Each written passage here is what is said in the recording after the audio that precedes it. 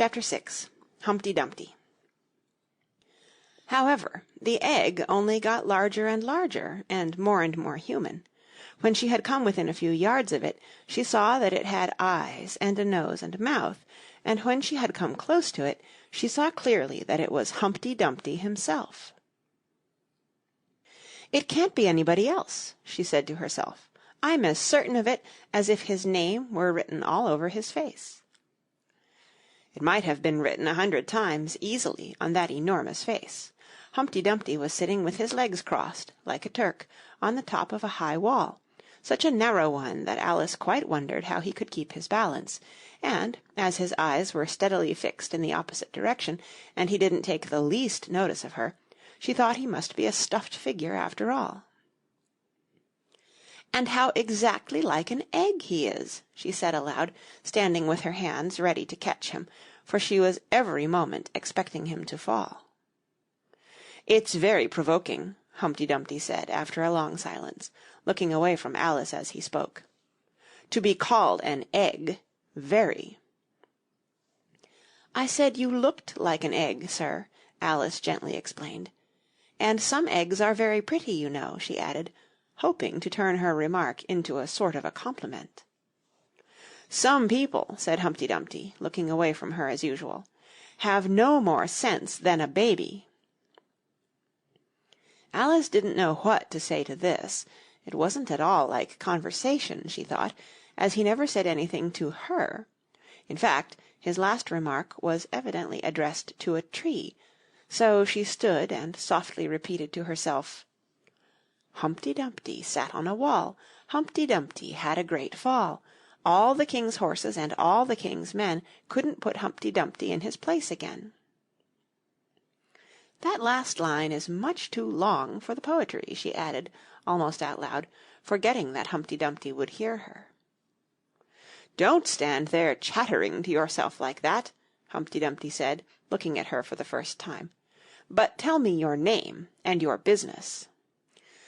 "My name is Alice, but—" "It's a stupid enough name," Humpty Dumpty interrupted impatiently. "What does it mean?" "Must a name mean something?" Alice asked doubtfully. "Of course it must," Humpty Dumpty said with a short laugh. "My name means the shape I am, and a good handsome shape it is too. With a name like yours you might be any shape almost." "Why do you sit out here all alone?" said Alice, not wishing to begin an argument. "Why, because there's nobody with me," cried Humpty Dumpty. "Did you think I didn't know the answer to that? Ask another." "Don't you think you'd be safer down on the ground?" Alice went on, not with any idea of making another riddle, but simply in her good-natured anxiety for the queer creature. "That wall is so very narrow." "What tremendously easy riddles you ask!" Humpty Dumpty growled out. "Of course I don't think so.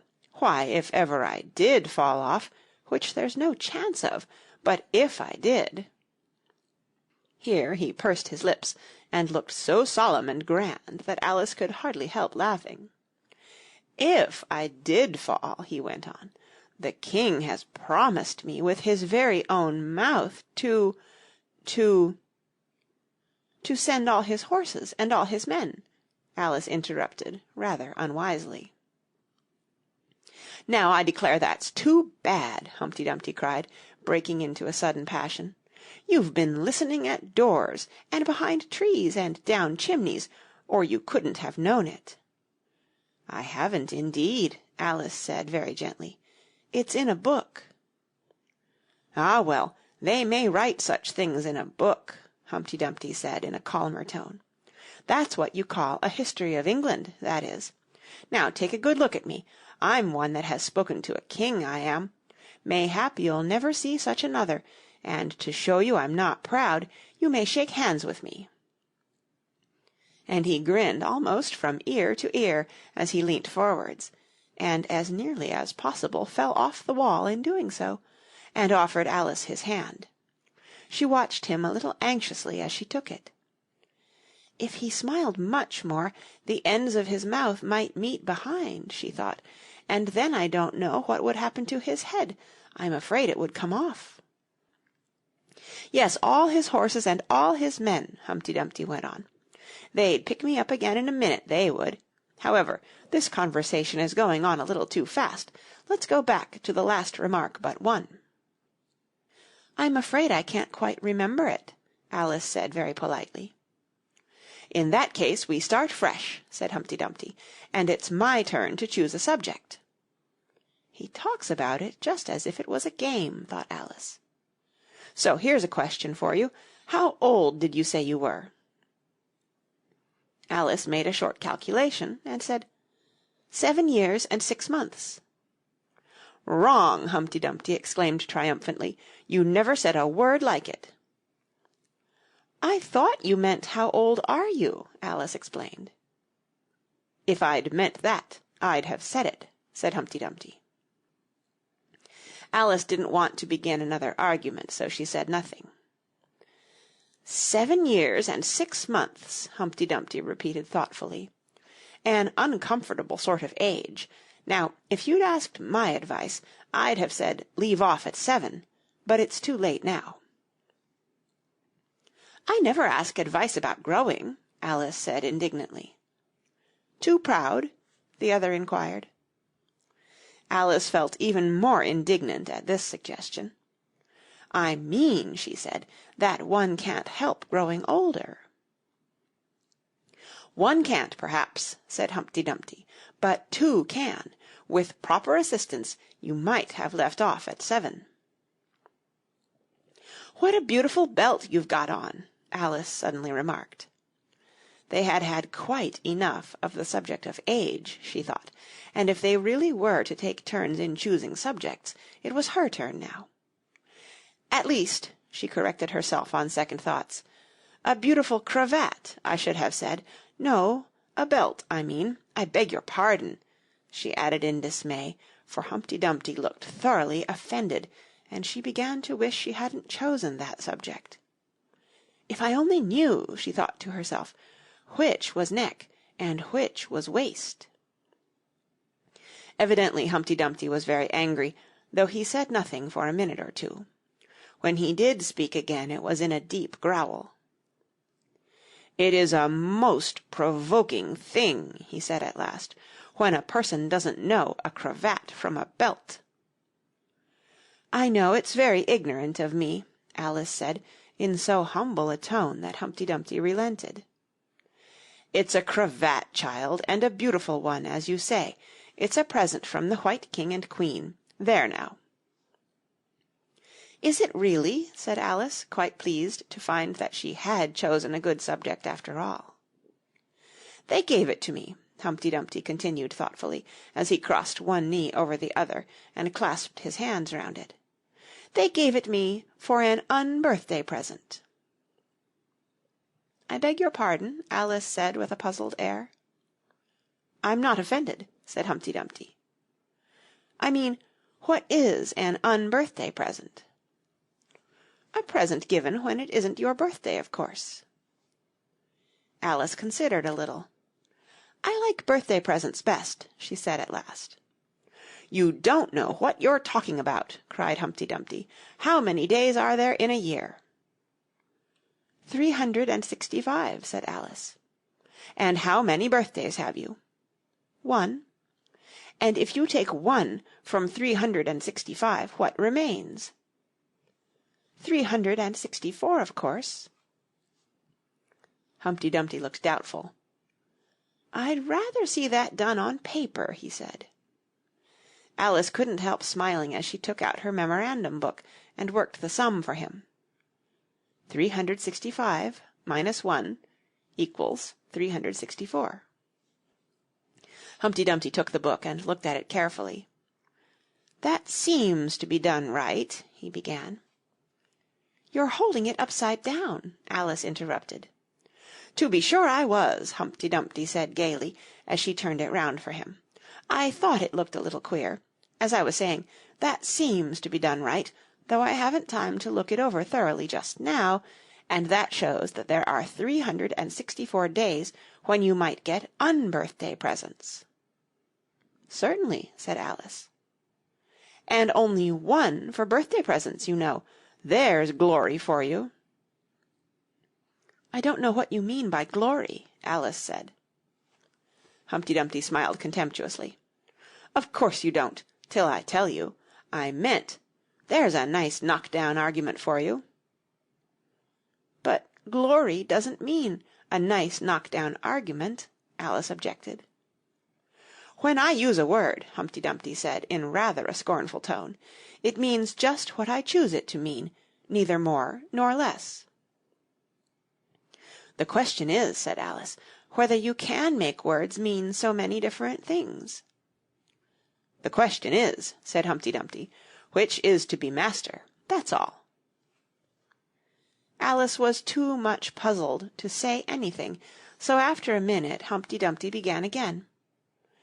"They've a temper, some of them, particularly verbs. They're the proudest.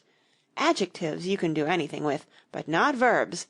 However, I can manage the whole lot of them. Impenetrability, that's what I say." "Would you tell me, please," said Alice, "what that means?" "Now you talk like a reasonable child," said Humpty Dumpty, looking very much pleased. "I meant by impenetrability that we've had enough of that subject, and it would be just as well if you'd mention what you mean to do next, as I suppose you don't mean to stop here all the rest of your life." "That's a great deal to make one word mean," Alice said in a thoughtful tone. "When I make a word do a lot of work like that," said Humpty Dumpty, "I always pay it extra." "Oh," said Alice. She was too much puzzled to make any other remark. "Ah, you should see 'em come round me of a Saturday night," Humpty Dumpty went on, wagging his head gravely from side to side. "For to get their wages, you know." Alice didn't venture to ask what he paid them with, and so you see I can't tell you. "You seem very clever at explaining words, sir," said Alice. "Would you kindly tell me the meaning of the poem called Jabberwocky?" "Let's hear it," said Humpty Dumpty. "I can explain all the poems that were ever invented, and a good many that haven't been invented just yet." This sounded very hopeful, so Alice repeated the first verse. "'Twas brillig, and the slithy toves did gyre and gimble in the wabe. All mimsy were the borogoves, and the mome-raths outgrabe." "That's enough to begin with," Humpty Dumpty interrupted. "There are plenty of hard words there. Brillig means 4 o'clock in the afternoon, the time when you begin broiling things for dinner." "That'll do very well," said Alice. "And slithy?" "Well, slithy means lithe and slimy. Lithe is the same as active. You see, it's like a portmanteau. There are two meanings packed up into one word." "I see it now," Alice remarked thoughtfully. "And what are toves?" "Well, toves are something like badgers. They're something like lizards, and they're something like corkscrews." "They must be very curious-looking creatures." "They are that," said Humpty Dumpty. "Also, they make their nests on sundials. Also, they live on cheese." "And what's the gyre and to gimble?" "To gyre is to go round and round like a gyroscope. To gimble is to make holes like a gimlet." "And the wabe is the grass-plot round a sundial, I suppose," said Alice, surprised at her own ingenuity. "Of course it is. It's called wabe, you know, because it goes a long way before it and a long way behind it." "And a long way beyond it on each side," Alice added. "Exactly so. Well, then, mimsy is flimsy and miserable. There's another portmanteau for you. And borogove is a thin, shabby-looking bird, with its feathers sticking out all round, something like a live mop." "And then mome-raths?" said Alice. "I'm afraid I'm giving you a great deal of trouble." "Well, a rath is a sort of green pig, but mome I'm not certain about. I think it's short for from home, meaning that they'd lost their way, you know." "And what does outgrabe mean?" "Well, outgrabing is something between bellowing and whistling, with a kind of sneeze in the middle. However, you'll hear it done, maybe, down in the wood yonder, and when you've once heard it you'll be quite content. Who's been repeating all that hard stuff to you?" "I read it in a book," said Alice, "but I had some poetry repeated to me much easier than that, by Tweedledee, I think it was." "As to poetry, you know," said Humpty Dumpty, stretching out one of his great hands, "I can repeat poetry as well as other folk, if it comes to that." "Oh, it needn't come to that," Alice hastily said, hoping to keep him from beginning. "The piece I'm going to repeat," he went on, without noticing her remark, "was written entirely for your amusement." Alice felt that in that case she really ought to listen to it, so she sat down and said, "Thank you," rather sadly. "In winter when the fields are white, I sing this song for your delight. Only I don't sing it," he added, as an explanation. "I see you don't," said Alice. "If you can see whether I'm singing or not, you've sharper eyes than most," Humpty Dumpty remarked severely. Alice was silent. "In spring, when woods are getting green, I'll try and tell you what I mean." "Thank you very much," said Alice. "In summer, when the days are long, perhaps you'll understand the song. In autumn, when the leaves are brown, take pen and ink and write it down." "I will, if I can remember it so long," said Alice. "You needn't go on making remarks like that," Humpty Dumpty said. "They're not sensible, and they put me out." "I sent a message to the fish. I told them, this is what I wish. The little fishes of the sea, they sent an answer back to me. The little fish's answer was, 'We cannot do it, sir, because—'" "I'm afraid I don't quite understand," said Alice. "It gets easier further on," Humpty Dumpty replied. "I sent to them again to say it will be better to obey. The fishes answered with a grin, 'Why, what a temper you are in!' I told them once, I told them twice, they would not listen to advice. I took a kettle, large and new, fit for the deed I had to do. My heart went hop, my heart went thump, I filled the kettle at the pump. Then someone came to me and said, 'The little fishes are in bed.' I said to him, I said it plain, 'Then you must wake them up again.' I said it very loud and clear, I went and shouted in his ear." Humpty Dumpty raised his voice almost to a scream as he repeated this verse, and Alice thought with a shudder, "I wouldn't have been the messenger for anything." "But he was very stiff and proud. He said, 'You needn't shout so loud.' And he was very proud and stiff. He said, 'I'd go and wake them if—' I took a corkscrew from the shelf. I went to wake them up myself. And when I found the door was locked, I pulled and pushed and kicked and knocked. And when I found the door was shut, I tried to turn the handle, but—" There was a long pause. "Is that all?" Alice timidly asked. "That's all," said Humpty Dumpty. "Good-bye." This was rather sudden, Alice thought, but after such a very strong hint that she ought to be going, she felt that it would hardly be civil to stay. So she got up and held out her hand. "Good-bye till we meet again," she said as cheerfully as she could. "I shouldn't know you again if we did meet," Humpty Dumpty replied in a discontented tone, giving her one of his fingers to shake. "You're so exactly like other people." "The face is what one goes by generally," Alice remarked in a thoughtful tone. "That's just what I complain of," said Humpty Dumpty. "Your face is the same as everybody has. The two eyes so," marking their places in the air with his thumb. "Nose in the middle, mouth under. It's always the same. Now, if you had the two eyes on the same side of the nose, for instance, or the mouth at the top, that would be some help." "It wouldn't look nice," Alice objected, but Humpty Dumpty only shut his eyes and said, "Wait till you've tried." Alice waited a minute to see if he would speak again, but as he never opened his eyes or took any further notice of her, she said, "Good-bye," once more, and, getting no answer to this, she quietly walked away, but she couldn't help saying to herself as she went, "Of all the unsatisfactory—" She repeated this aloud, as it was a great comfort to have such a long word to say. of all the unsatisfactory people I ever met." She never finished the sentence, for at this moment a heavy crash shook the forest from end to end. End of chapter 6, read by Kara Schallenberg in June 2010 in San Diego, California.